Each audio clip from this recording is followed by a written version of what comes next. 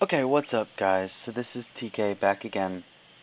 Uh, as you can see, I'm doing another post-com, and it just works out this way just because the battle, I did it at my mom's house again, and I really didn't want to run into the problem with it last week with the disconnects, so I didn't want my laptop to be doing too much.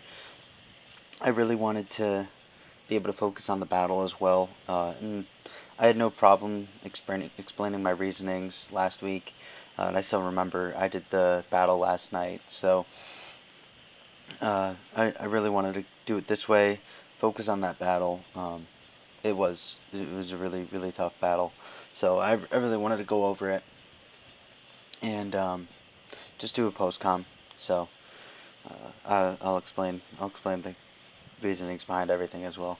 So as you can see, he did bring Vikavolt, Garchomp, Darmanitan, Doublade, Thunder T, and Volcanion. Um, I somewhat expected most of these mons. So all these were mons that were definitely potentials for him to bring. Um, I did on that team. I did show. I expected the Doublade, the Thunder T, and the Volcanion. Um, Garchomp was kind of the bring if you didn't bring Donphan. So I did expect that. But the Darmanitan and the Vikavolt, I didn't expect him to bring both fire types, and I didn't expect him to bring both electric types. The Vikavolt, just quickly looking at the team, you can pretty much tell it's the setup sweeper instead of Minior. And with the Darmanitan, it is the offensive powerhouse instead of the Bulu. I'd assume he didn't bring it just because I have my Skarmory, and he knows Darmanitan destroys Skarmory while Bulu gets walled by it. So I'm pretty sure that's what the reasoning was there. So I was very glad I didn't see the Bulu. I did know I had prepped for it, so I would have liked to see it just because I did manage to figure out a way to wall it. And Darmanitan, I really don't. So Gastro's really important this match. Just looking at his team, it walls everything as long as there's no grass moves. Um, so, looking at the team as well, obviously there's no Donphan, so I do know immediately I can set up sticky webs. They're there for the entire game, and if I can throw in stealth rocks as well at some point, that'd actually be great. Probably against the Doublade or the Garchomp, just because everything else on that team destroys Skarmory. So if I can get those in, if I can get those up as well, that's a lot of chip on all of his mons except for Doublade and Garchomp. So that would actually be really huge. So we're gonna get right in this battle then. Okay, so as you can see there, he leads the Darmanitan, and I can set up the webs right away. Here I was scared at first of the flinch chance until I realized Sheer Force does get rid of it. So I can set up those sticky webs and not have to fear anything. I could just go for a Toxic, just because if he switched or anything, a Toxic something and it'd be big. So right in here I switch in Cindy just because she does wall everything on his team, including that Darmanitan. It's the only wall I have for it. And here I got scared because I know it can have Energy Ball. So I am going to switch out just because an Energy Ball might be coming. And he sets up an Agility, knowing that I'll switch. This is how I knew immediately that this was a setup sweeper. So I really needed to Willow this thing so I can try to chip it down a little bit. Because right now, getting rid of this is the most priority I can do in the match. So I need to do what I can. So I noticed I can actually take one more Thunderbolt. So I do Pain Split here, which will chip it down over halfway, which is actually huge. So here I really need to stall out this Vikavolt so I can kill it with like an Ice Shard from my Mamoswine, guarantee kill it. So predicting another Thunderbolt, I go back into Gastrodon. Sorry. I do go back into Gastrodon there. It doesn't affect me, and expecting another Energy Ball, I go back into Mismagius, which I should be able to take. and I was right with that as well. So right here, I knew I played the Vikavolt perfectly, because with this one more chip, and even here, I'm pretty sure I kill it with an Ice Shard. So I played this thing perfectly. I got rid of it, only losing my Mismagius, which, since he doesn't have Donphan anyway, I'm not too upset about. It would have helped a lot with the Garchomp, but I do have other things for it. So the Mamoswine scares this thing out coming in. He knows it'll kill it, and it is a big setup sweeper for him, and it doesn't get affected by webs. So he brings this right in, and I just Ice Sharded, because that's what I needed to do there. If I wanted to risk it, I could have predicted an EQ, but Energy Ball would have done a ton. So now I know I can switch in my Skarmory and get up my rocks, and it helps wall this Doublade as well. So I usually just go for those rocks. Anything that wants to come in, I don't care. Once rocks are up, they're up, and then Skarmory's pretty much done his job as well. It'd be huge in walling things like Garchomp and Doublade though. So once those rocks are up, I do switch out because I don't want to risk the Skarmory because it does get more use, especially when I still have the Gastrodon, which is a perfect wall for this thing. But he does predict that. I don't know exactly what he was predicting. I think probably Mamoswine. So he does Fire Blast. But here with the Sludge Wave, he gets that 10% chance for poison. And I was a little upset about this. And then I crit and land the special D drop.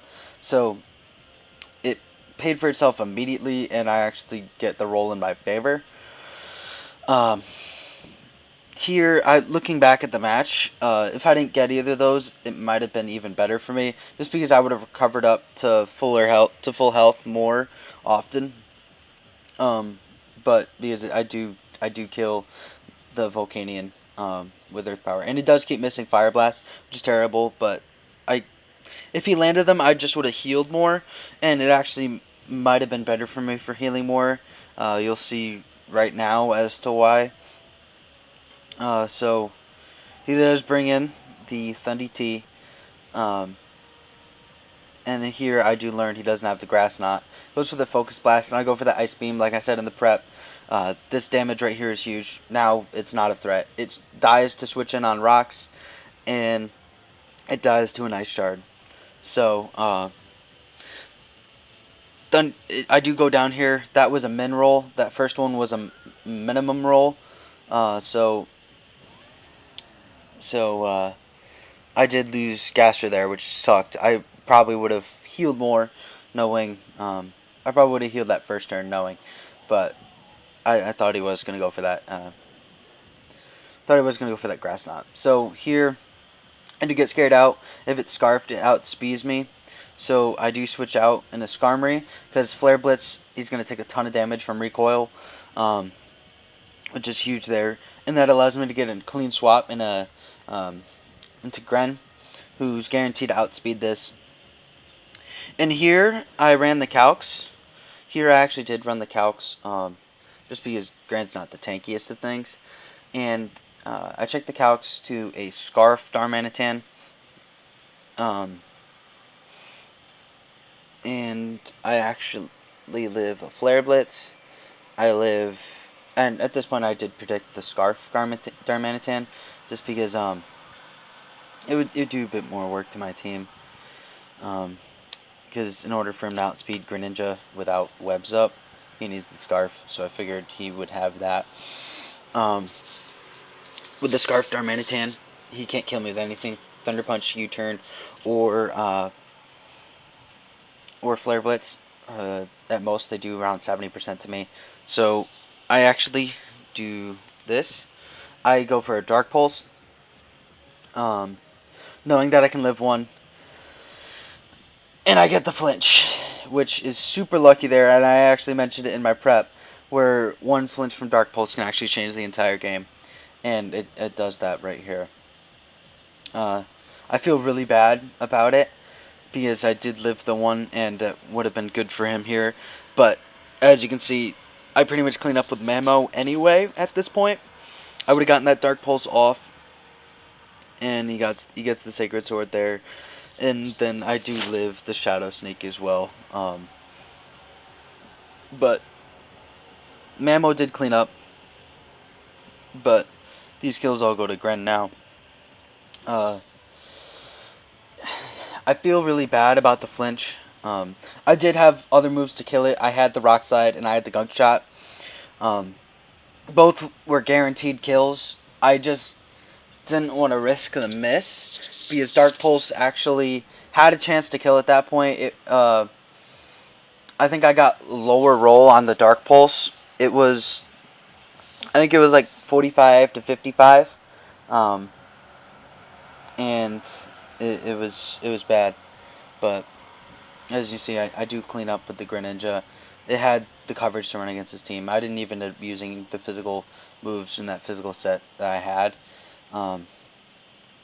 Like I said, I kind of would have liked to seen Bulu, just so I can show the prep that I had for it.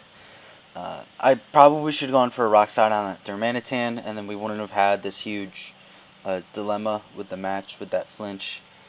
They would have been much cleaner. But like I said, I didn't want to risk the miss. I'm normally very bad with RNG. I got lucky this game with it though, but knowing my normal luck, I probably would have missed the rock slide, it being 90%. I missed it a lot in my mock battles as well. So I didn't want to risk that. And the gunk shot, same thing. It's low accuracy. I think it's 85. I didn't want to risk. I didn't want to risk any of those misses where, with Dark Pulse being I think it was 64% chance to kill. I didn't want to risk. I didn't want to risk a miss, where if I had a good chance to kill it anyway, higher than 50% chance, and I had that 30% chance to flinch as well. That's giving me around a 90% chance to kill that Darmanitan without taking damage, which is the same as that rock slide. But for some reason, I'm more confident in that. I think technically it's around 94% with the 30% flinch and the 64% chance to kill. So it is a bit higher than both those accuracy on those moves. That's why I did choose Dark Pulse, and it did pay off. So I am happy with how this match went. I had really good prep in bringing Sticky Webs. It was detrimental to his team, especially with rocks. It's why I was able to handle Thundy. It's why I was able to handle Vikavolt and Darmanitan as well, with that rocks damage on him, and just him taking a ton from his own Flare Blitz recoil. It's why I was able to beat it. So it was a very good match. I kind of would have liked to see how it would have been without hacks. If it came down to it, I probably should have rock slide. And then there's no more, like I said, there's no more debate around this match on who wins, because if I rock slide, I kill that Darmanitan, and then it's the same way it played out, where the Dewblade can't kill me, and I kill the rest of his team. So in that sense, the hacks didn't matter if I chose the right choices, but in making the wrong choices, the hacks did matter, and I feel bad about it. But I just want a clean match with Mitch once. Last year, like I said, we had the Haxie match where his Iron Head crit killed my Sylveon with a Babiri Berry.